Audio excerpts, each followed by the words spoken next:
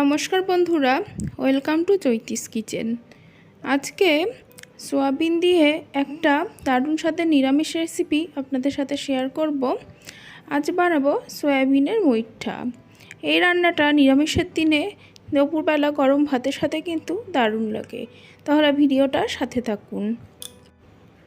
রান্নার জন্য সোয়াবিনগুলোকে জলে সেদ্ধ করে নিয়ে তারপরে বেশ ভালোভাবে জলটা চেপে সমস্ত জল পার করে রেখেছি। আর এবারে সয়াবিনগুলোকে আমি একটু পেস্ট করে নেব। তো তার জন্য মিক্সিং জারে নিয়ে নিচ্ছি সয়াবিনগুলো। সমস্ত সয়াবিনগুলো একবারে হবে না, দুবারে এগুলোকে ভালোভাবে আমি পেস্ট করে নেব। তো এই যে সয়াবিনটা পেস্ট করা হয়ে গেছে। এই রান্নাটার জন্য সয়াবিনের মধ্যে কিন্তু একটুও জল থাকলে হবে না, খুব ভালোভাবে জলটা বের করে নিতে হবে। তো সয়াবিনটা পেস্ট করে নিয়ে তার মধ্যে আমি আদা আর কাঁচা লঙ্কা বাটা দিয়ে দিলাম 1 চামচ, দিয়ে দিচ্ছি পরিমাণ মতন লবণ, দিয়ে দিচ্ছি পরিমাণ মতন জিরে ধনের গুঁড়ো, আর তারপর দিয়ে দিচ্ছি একটু গরম মশলার গুঁড়ো, আর এরপরে দিয়ে দিচ্ছি পরিমাণ মতন হলুদ।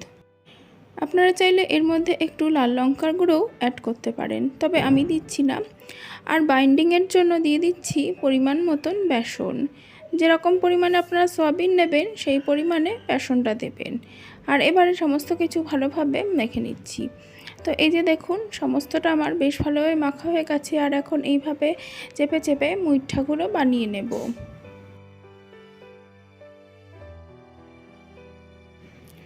এবারে মুইঠাগুলো ভেজে নেব।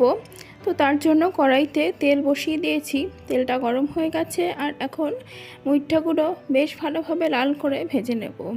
এই মুইঠাগুলো একটু কড়া করে ভাজলে পরে ঝোলে দিলে কিন্তু এগুলো ভেঙে যাবে না। তো সমস্ত মুইঠাগুলো এবার ভালোভাবে ভেজে নেব।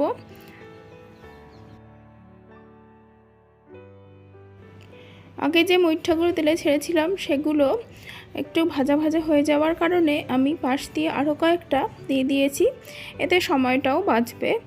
তো আর এইগুলো উল্টে পাল্টে দিয়েছি, এগুলো বেশ লাল হয়ে গেছে। আর বাকি যেগুলো দিয়েছি সেগুলো লাল করে ভেজে নেব। আর এই যে সমস্ত মুইঠাগুলো আমার ভাজা হয়ে গেছে, আর এগুলোকে তেল থেকে এখন তুলে নিচ্ছি।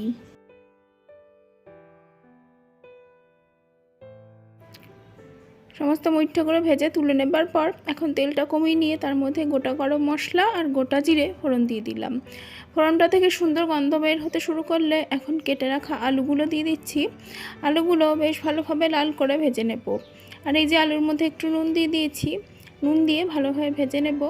আর দেখুন আলুগুলো ভালোভাবে ভাজা ভাজা হয়ে এসেছে।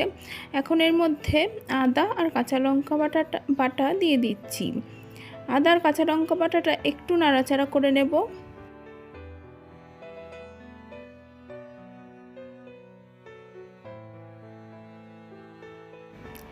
আদা আর কাঁচা লঙ্কা বাটা দিয়ে দেওয়ার পর দিয়ে দিচ্ছি পরিমাণ মতন হলুদ। আর এদিকে একটু মিস্টেক হয়ে গেছে, তো দিয়ে দিয়েছি মশলা, জিরে ধনের গুঁড়ো, কাশ্মীরি লঙ্কার গুঁড়ো, আর দিচ্ছি একটু টমেটো সস। তো আপনারা অবশ্যই এর মধ্যে টমেটোও দিতে পারেন। দিয়ে দিচ্ছি পরিমাণ মতন লবণ, চিনিটা দিলাম না কারণ টমেটো সসটা কিন্তু এমনি মিষ্টি।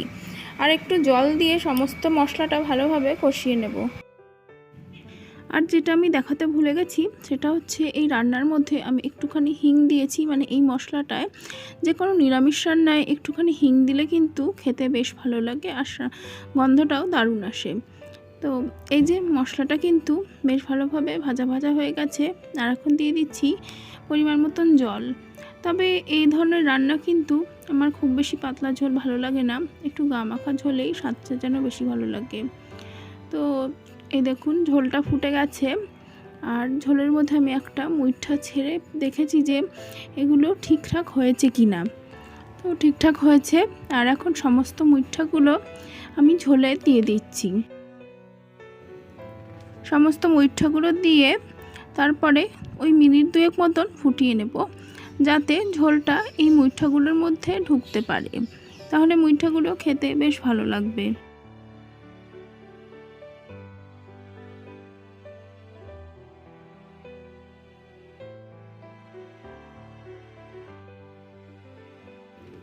ঝোলটা বেশ ভালোভাবে ফুটে গেছে।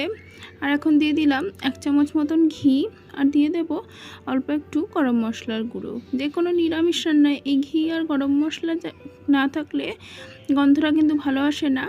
তো দারুণ একটা গন্ধ বেরোচ্ছে। আর এখন নামিয়ে নেব। আর বন্ধুরা, রেসিপিটা যদি ভালো লেগে থাকে তাহলে অবশ্যই ভিডিওতে লাইক দেবেন, কমেন্ট করবেন। আর যারা চ্যানেলটি সাবস্ক্রাইব করেননি অবশ্যই সাবস্ক্রাইব করে পাশে থাকবেন। অনেক ধন্যবাদ বন্ধুরা।